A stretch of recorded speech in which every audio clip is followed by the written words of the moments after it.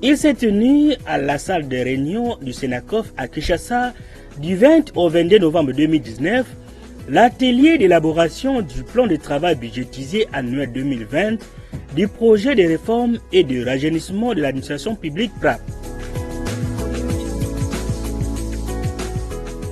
Pendant 3 jours donc, les représentants des ministères pilotes concernés par ces projets, à l'occurrence le ministère du Budget, des Finances, du portefeuille, du plan, de la décentralisation et certains services relevant du ministère du Plan comme Sénarec, ont passé en revue l'exécution du budget de ces projets financés par la Banque mondiale au 30 avril 2019.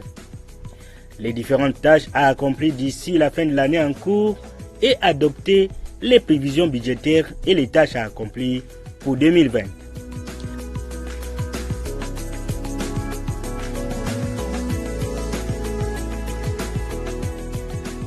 La cérémonie d'ouverture a été assurée par le coordonnateur du PRAP, Jean-Paul Mabaya, qui a donné les orientations aux participants pour un travail de qualité pendant les 3 jours de travaux.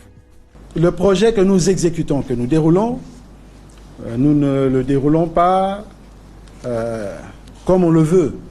C'est en exécution d'un acte et en force de loi. Selon notre Constitution, en matière de signature et de ratification des accords et traités, il y a une répartition qui est faite.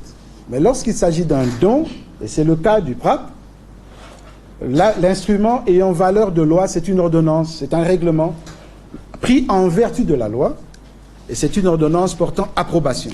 Elle suit les mêmes étapes qu'une loi de ratification.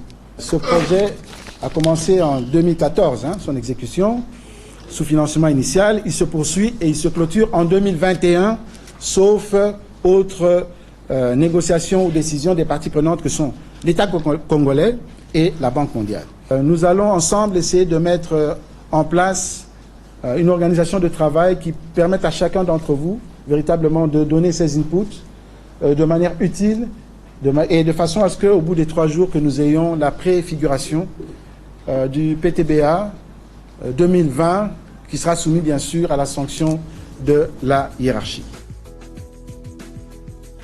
Après la cérémonie d'ouverture, les participants se sont constitués en commission. 4 au total ont été institués. Mais peu avant, les participants ont suivi les exposés portant sur les principes d'élaboration du PTBA 2020, les allocations budgétaires, l'avancement physique des activités du PTBA 2019. À l'issue des exposés, 4 commissions ont donc été instituées pour traiter notamment du renforcement des capacités et de la décentralisation.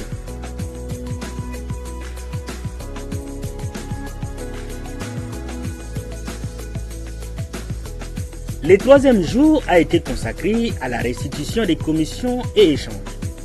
C'est à la tombée du soleil que les participants ont validé les documents du PTBA 2020. José Wemba, directeur général du Sénacof, qui a présidé l'une des 4 thématiques, a relevé que les participants ont adopté un bon PTBA pour l'exécution du projet en 2020. Les travaux se sont passés dans de bonnes conditions, en respectant une approche que nous avons établie dès le premier jour. Il y avait une note d'orientation qui nous demandait de pouvoir examiner toutes les activités qui étaient prévues dans le PTBA 2019, voir les activités qui n'ont pas pu être réalisées, avoir une discussion sur l'importance de ces activités et le pourquoi de la non-réalisation de ces activités.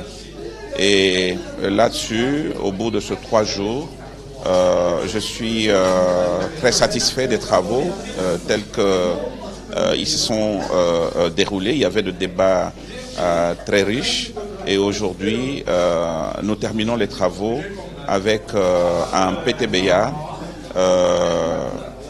bien alimenté pour que l'année 2020 puisse être une année de pleine réalisation pour accompagner le gouvernement dans le volet réforme.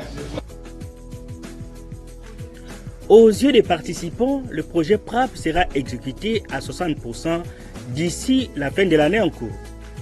Après débat et délibération, une feuille de route reprenant l'essentiel des travaux en commission a été finalement adoptée pour les activités du projet PRAP en 2020.